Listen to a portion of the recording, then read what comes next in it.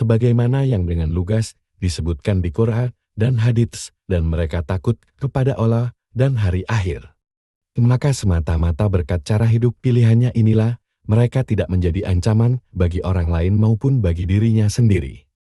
Mengikuti cara hidup kenabian adalah cara hidup selaras dengan diri sendiri dan diri orang lain.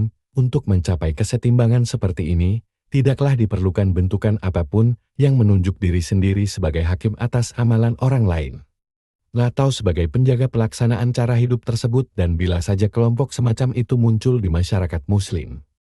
Dan memang selalu ada saat-saatnya, itulah pertanda adanya perpecahan dan tanda berawalnya Islam ditinggalkan dan disambutnya kekafiran.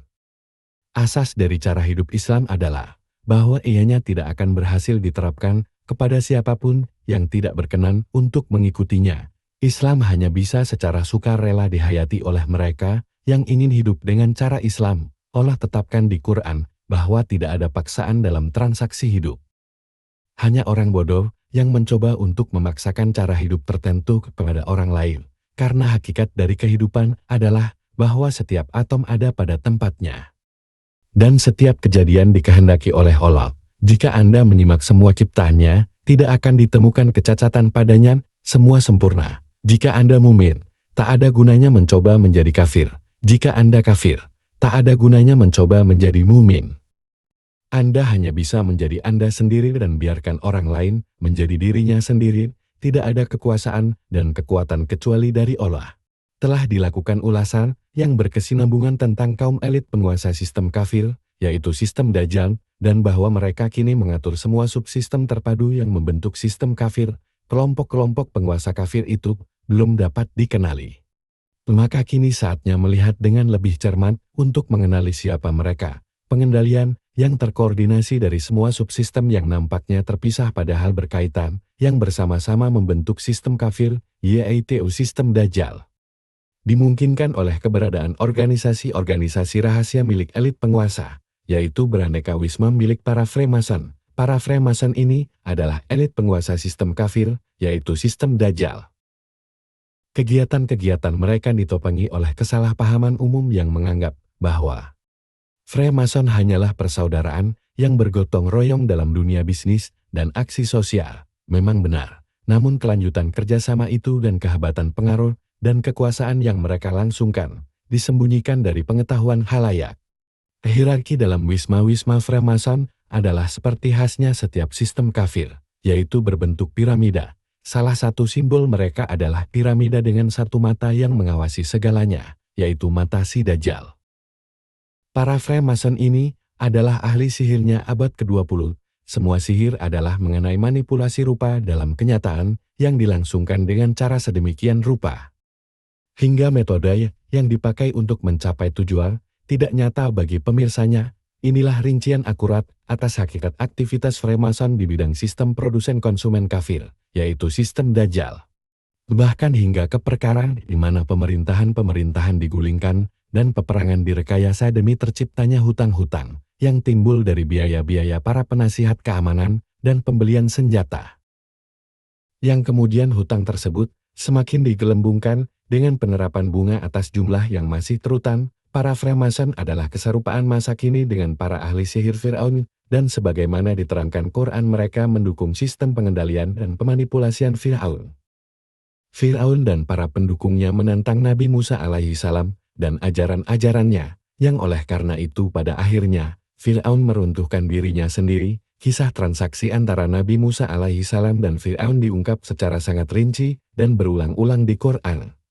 Kisah itu membuktikan sejelas-jelasnya bahwa ketika hamba Allah, yang paham bahwa dia semata-mata tergantung pada pertolongan Allah, berhadapan dengan hamba kekafiran, yang mengandalkan dirinya pada sihir yang diberikan Allah tanpa disadarinya, maka hamba Allah lah yang dimenangkan oleh Allah. Tidak ada kekuatan dan kekuasaan kecuali dari Allah. Transaksi antara Nabi Musa alaihi salam dan Firaun adalah sama dengan transaksi antara Nabi Nuh alaihi salam dan penguasa kafir saat itu. Adalah sama dengan transaksi antara Nabi Ibrahim alaihi salam dan Namrud. Adalah sama dengan transaksi antara Nabi Isa alaihi salam dan Kekaisaran Romawi. Adalah sama dengan transaksi antara Nabi Muhammad Shallallahu alaihi wasallam dan Abu Jahal. adalah sama dengan transaksi yang kini terjadi antara iman dan kafir, yang akan menemukan puncak perwujudannya dengan terjadinya pertentangan antara Mahdi dan Dajjal. Menyimak sejarah dengan sudut pandang Qur'ani, kita dapat lihat bahwa hanya ada satu transaksi utama yang berlaku pada umat manusia di muka bumi ini, yaitu transaksi antara mereka yang menerima Allah dan nabi-nabinya dengan mereka yang menolak Allah dan nabi-nabinya. Allah adalah sebagaimana Allah sebelum penciptaan alam semesta, dan akan demikian seterusnya. Allah adalah sebagaimana yang dikehendakinya. Allah tidak bisa dibayangkan. Segala sesuatu selain Allah yang nampaknya ada adalah ciptaan Allah. Pandangan tidak bisa meliputnya. Namun Allah meliputi pandangan, dan dialah yang maha meliputi, maha mengetahui segala sesuatu yang menimpa kita. Allah itu satu. Allah tidak bergantung pada apapun yang nampak sebagai selain Allah.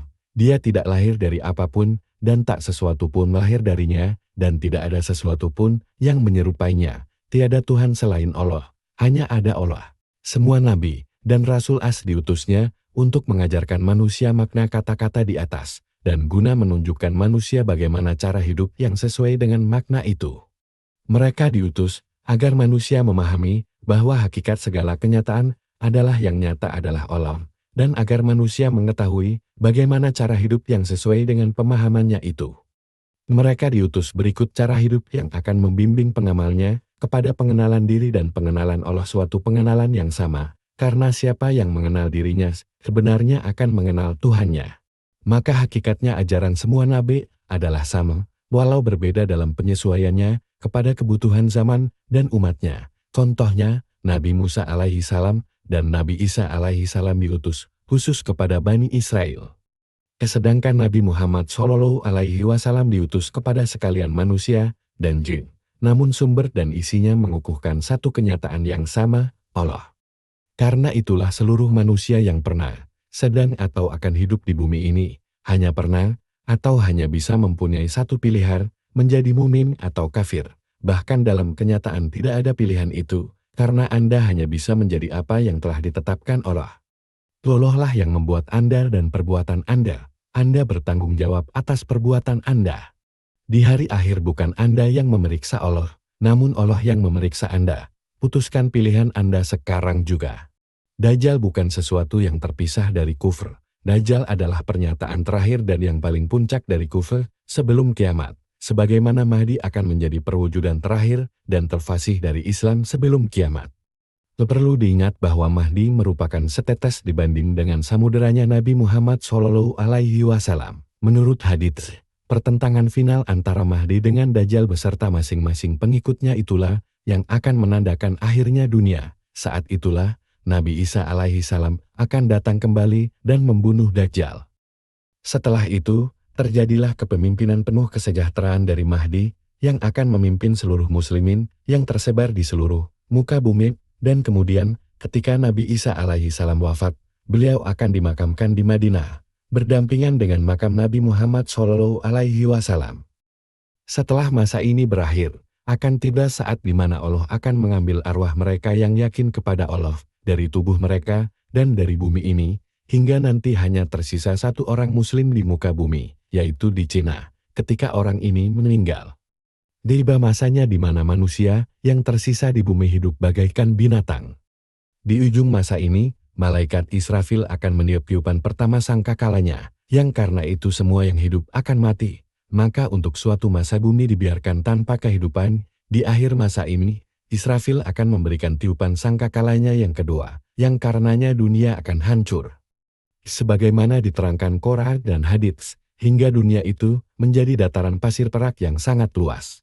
Semua yang pernah hidup akan dihidupkan kembali, dan perkara ini mudah bagi Dia yang pernah menghidupkan kita dahulu, kemudian bergantung kepada perbuatan-perbuatan dan niat-niat di balik perbuatan-perbuatan ketika di dunia, akan ditetapkan siapa yang di api dan siapa yang di taman.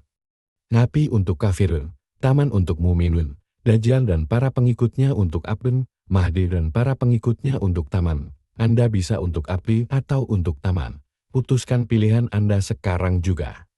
Para Freemason adalah pemimpin dari pengambil alihan oleh Dajjal sebagai kekuatan gaib. Kegiatan-kegiatan mereka dibuktikan oleh Dajjal sebagai gejala sosial budaya global. Akan ada orang-orang yang menyambut dan mendukung si Dajjal ketika dia muncul.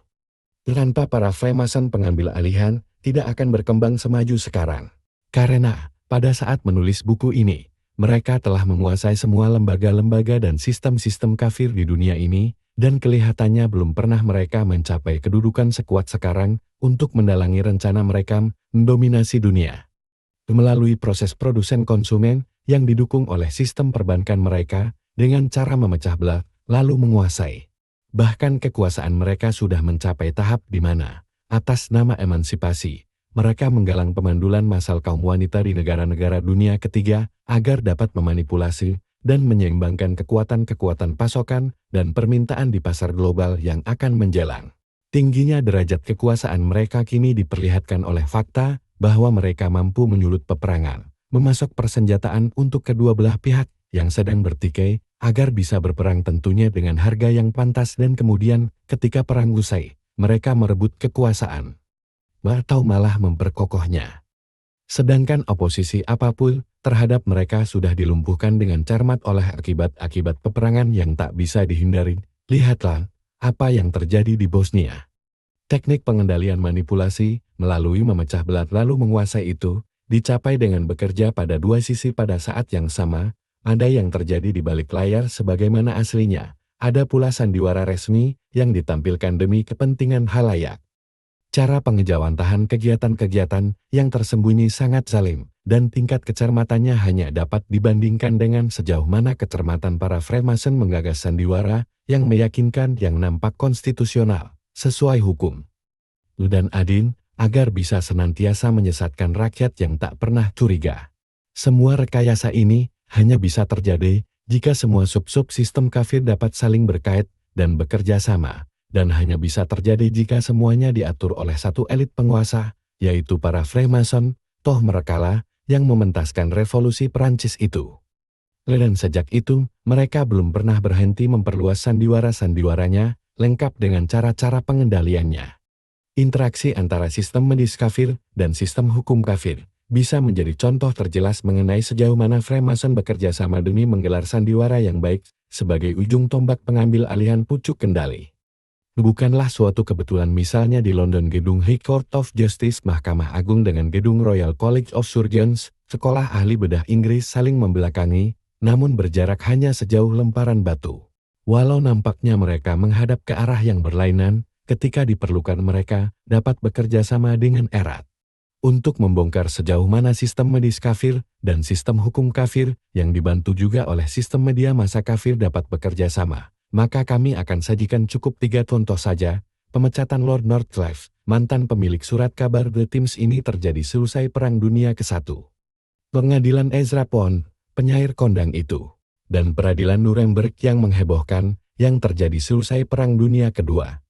Diselubungi oleh Perang Dunia ke-1, Palestina, yang telah dipilih sebagai tanah kelahiran Yahudi Zionis yang bernenek moyang Yahudi Hazar yang nyatanya beras Kaukasian diduduki oleh Inggris, kemudian dikeluarkanlah deklarasi Balfour yang masyhur itu, yang ditujukan kepada Lord Rothschild.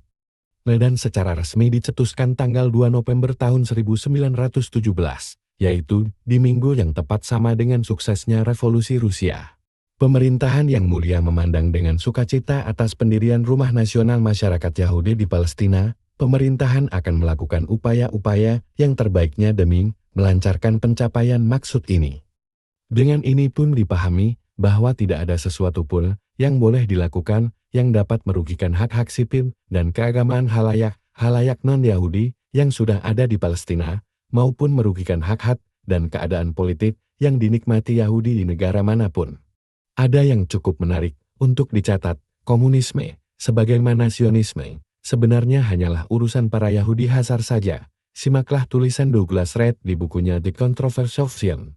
Buku putih pemerintahan Inggris tahun 1919 Rusia. Note N, kumpulan laporan mengenai Bolshevisme mengutip laporan yang dikirim pada Mr. Balfour di London tahun 1918 oleh M. Oudendijk, Menteri Belanda di Saint Petersburg. Bolshevisme diorganisir dan dilaksanakan oleh Yahudi yang tidak mempunyai kewarganegaraan dan yang bertujuan untuk menghancurkan keteraturan yang ada sekarang demi kepentingan mereka sendiri.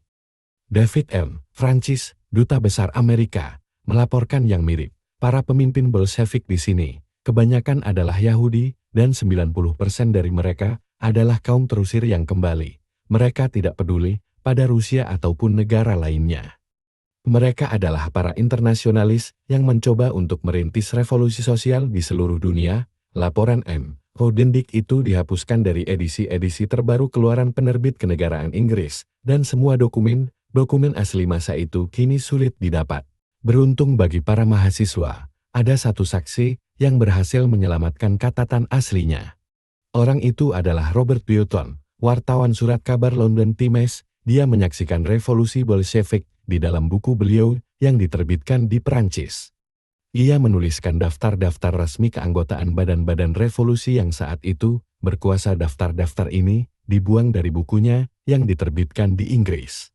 Catatan-catatan dia memperlihatkan bahwa Komite Pusat Partai Bolshevik yang menjalankan puncak kekuasaan terdiri atas 3 orang Rusia termasuk Lenin dan 9 Yahudi. Badan penting selanjutnya, Komite Pusat Komisi Eksekutif atau Polisi Rahasia terdiri dari 42 Yahudi dan 19 orang Rusia, orang Led, orang Georgia, dan lainnya. Dewan Komisaris Rakyat terdiri dari 17 Yahudi dan 5 selainnya. CK Moskow Polisi Rahasia terbentuk dari 23 Yahudi dan 13 selainnya.